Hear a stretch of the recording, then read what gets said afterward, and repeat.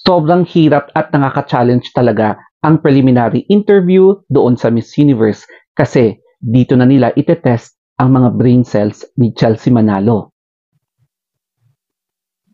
At i-explore din nila ang mga character or personalities ng mga candidates and mapapansin nila if you are either a good girl or a bad girl. Isa rin sa mga nakaka-challenge na portion ay yung waiting game. Yun bang hinihintay mo yung term mo at doon na namumuo yung mga stress, yung mga challenges o kaya yung mga pag-o-overthink mo before the preliminary interview na kung saan mapapaisip ka kung ano nga ba yung mga tatanungin sa'yo. Buti na lang andun si Dayan Castillejo na perfect timing talaga para i-interview si Chelsea Manalo kung ano nga ba yung mga questions na ibinato sa kanya during sa closed door interview. Kaya eto na yung short interview.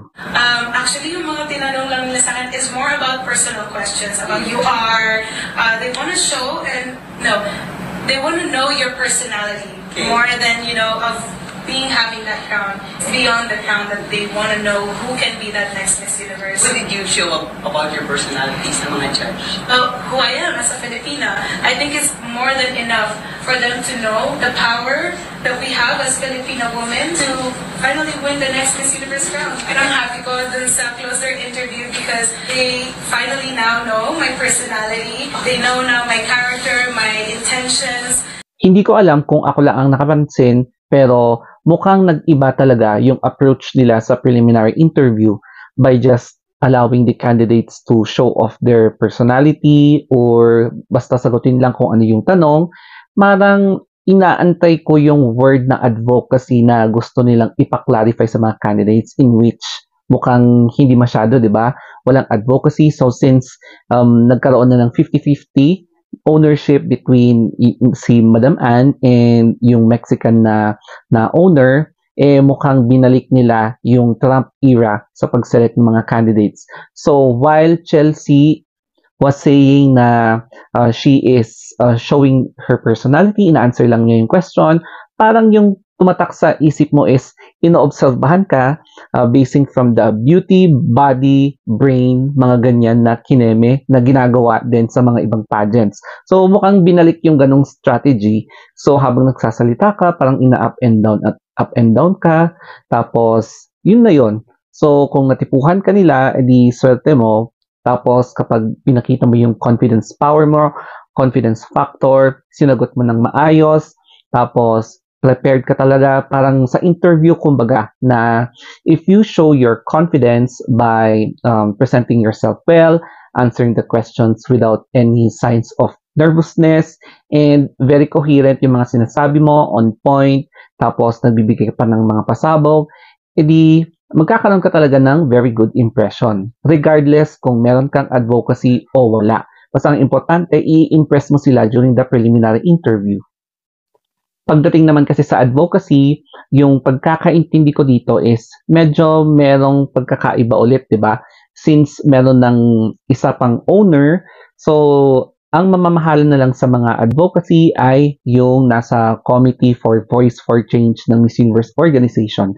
And kapansin nyo, hindi na siya masyadong hina-highlight doon sa preliminary interview, kundi doon na lang sa pa-voting. Kung sino yung may pinakamataas na vote, siya yung posibleng ma-awardan sa kanyang Voice for Change campaign na yung recipients ng kanyang advocacy ay magiging maswerte na makaka-receive ng tulong or assistance from Miss Universe organization mismo. So may bago silang committee na mag-aasikaso dyan. And I think parang it's their strategy para hindi masyadong maapektuhan yung operations ng Miss Universe organization na mas i-highlight nila yung entertainment versus advocacy kasi meron ng mamamahala dyan. Interesting din yung advocacy ni Chelsea Manalo kasi relatable sa kanyang personal background.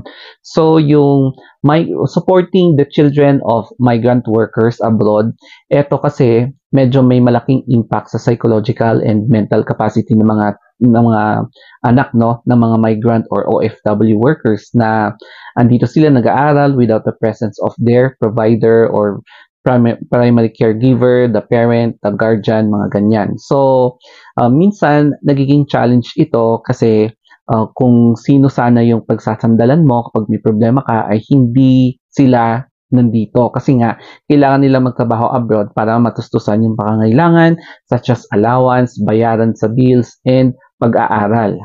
Relatable ito kay Chelsea Manalo kasi nga yung kanyang advocacy ay pwedeng nagre-reflect sa kanyang background. So kahit na wala na yung kanyang tatay, andun yung kanyang stepfather na tumayo bilang tunay na father niya, nagbigay ng lahat, nag-provide ng lahat para sa kanya, financially, emotionally, physically, 'di ba? Kasama din yung mama niya. So alam na alam niya yung mga struggles tsaka challenges ng mga children of migrant workers.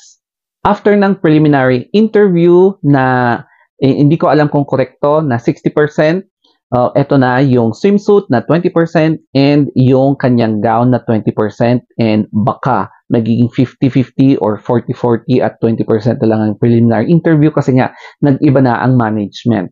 So, abangan na lang natin si Chelsea Manalo sa kanyang pagrampa sa swimsuit and sa gown competition or evening gown.